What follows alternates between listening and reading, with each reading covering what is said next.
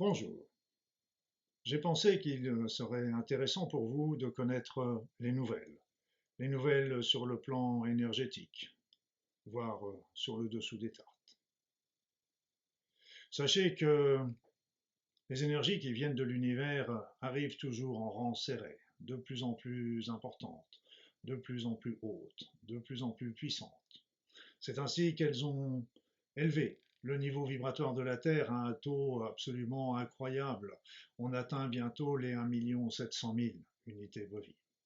Ces énergies nous sont aussi destinées, si nous le voulons, afin d'élever notre niveau vibratoire, afin de suivre ce mouvement qui nous est proposé, afin d'élever notre conscience, ouvrir notre esprit, ouvrir notre cœur, nourrir notre âme. Parallèlement à ça, vous savez que nous vivons une époque extrêmement difficile, très particulière, où les événements s'enchaînent les uns après les autres. Nous avons l'impression que c'est une litanie sans fin, qui nous enfonce toujours plus loin dans la matérialité et la souffrance, l'incertitude. Il est vrai que demain sera obligatoirement différent de tout ce que nous avons connu auparavant. Les optimistes parlent d'un monde multipolaire, où il y aurait plus de tolérance, de compréhension. Et les autres parlent d'un monde unipolaire, autoritaire, dictatorial. Ce qu'il faut savoir, c'est que nous avons, nous, dans notre cœur, une puissance inégalée. Une puissance qui ne demande que se répandre autour de nous et sur nous. Nous avons une puissance de la pensée extraordinaire que bien souvent on essaie de nous faire taire. Alors utilisons ces énergies d'amour, ces énergies de la pensée pour influencer déjà notre pensée, notre vie, mais aussi irradier autour de nous, au maximum, dans nos proches, voire plus loin. Ces énergies sont là en nous. Il faut absolument que vous croyiez en vous, que vous croyiez en cette puissance que vous avez en vous, qui ne demande qu'à se révéler, que si vous leur en laissez l'opportunité. Les énergies qui nous arrivent sont là pour nous y aider, si nous le voulons. Alors, captez-les, captez-les, méditez, priez, et puis tournez-vous vers le divin, parce que c'est cela qui nous est demandé. Ça nous permettra ainsi d'être sur notre chemin de vie. Ça nous permettra ainsi de retrouver notre équilibre et notre harmonie intérieure, de retrouver notre force et notre vitalité, aussi bien sur le plan physique que psychologique, qu'émotionnel. Et surtout, comme disent les Polynésiens, quand on a un mana puissant, nous sommes devenus invincibles.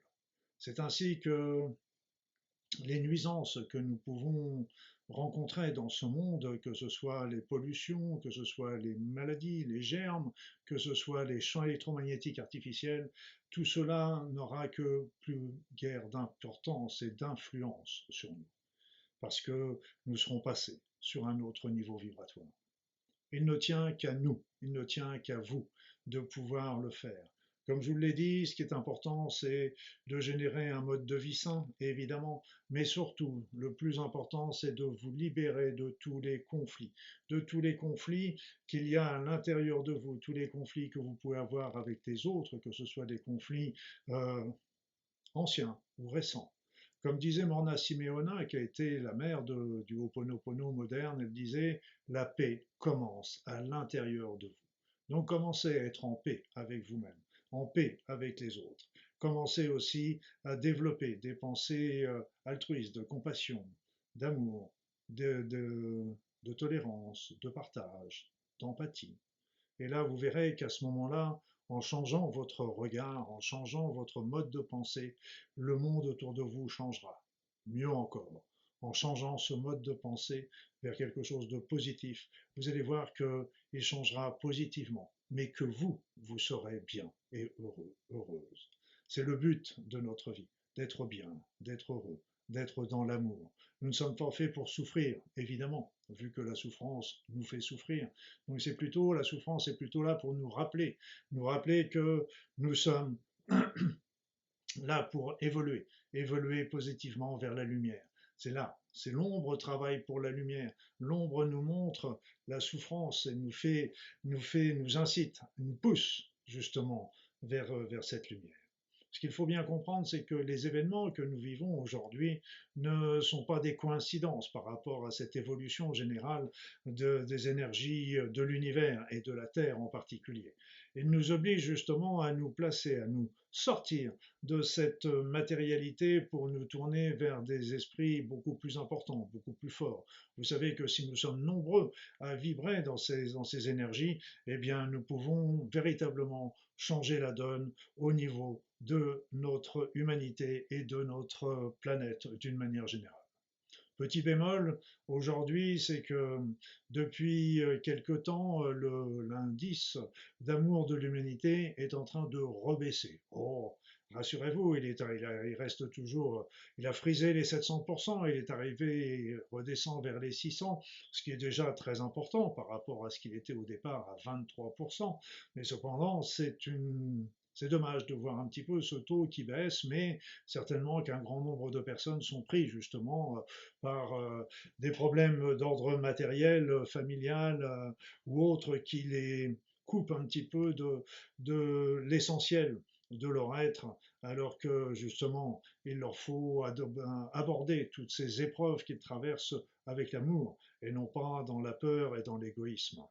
Donc ces événements individuellement nous obligent à transcender, à nous poussent non pas vers la matière qui nous est très nocive par tout ce qu'elle génère aujourd'hui, mais ça peut changer bien sûr dans l'avenir, nous créer quelque chose de magnifique, mais ça, pour le moment, ça demeure de l'utopie, et, et puis ça nous oblige à nous pousser vers la lumière, individuellement, mais aussi collectivement. Qu'est-ce que ça veut dire, tous ces événements? Tous ces événements, que ce soit les épidémies, les pandémies, les séismes, les sécheresses, les inondations que nous connaissons maintenant, les éruptions volcaniques, tout ça, donc tous ces éléments, tous ces événements très délétères pour nous, eh bien, doivent nous faire comprendre que nous sommes qu'une humanité sur une seule planète. Donc, d'arrêter les séparations, d'arrêter les divisions. Nous sommes tous unis, tous frères, tous sœurs. Et c'est là ce que c'est en train de nous pousser, là encore, collectivement, pour effacer les frontières. Pour que, évidemment, il restera toujours peut-être des séismes à droite, à gauche, mais si nous sommes tous unis, nous serons toujours prêts à venir en aide aux personnes qui en auront le besoin. Donc c'est ça ce que ça veut dire aussi au niveau collectif, tous ces événements qui sont en train de se dérouler sur la Terre. Donc elles nous poussent à changer individuellement, changer collectivement. Et ce qu'il ne faut pas perdre de vue, c'est que quels que soient les événements que vous pouvez rencontrer, les difficultés, les douleurs que vous pouvez rencontrer, restez toujours campés dans ce que vous êtes. Campés, vous êtes un être spirituel, vous êtes un être d'amour, bon, restez toujours dans ce que vous êtes et que les événements n'interfèrent pas sur cette pensée. Et au contraire, avec cette pensée, vous pouvez affronter ces événements avec beaucoup plus de sérénité. Ils seront certes toujours difficiles, certes toujours douloureux, certes toujours des épreuves qui sont à franchir, mais notre chemin de vie est fait de toutes ces expériences, de ces épreuves. Et ce chemin de vie nous demande à les surmonter. Et la meilleure manière de les surmonter, c'est justement avec l'amour, avec la compassion, avec la justice, avec l'intégrité. Et justement, là encore, ces énergies universelles qui nous arrivent sur cette terre sont là pour nous y aider.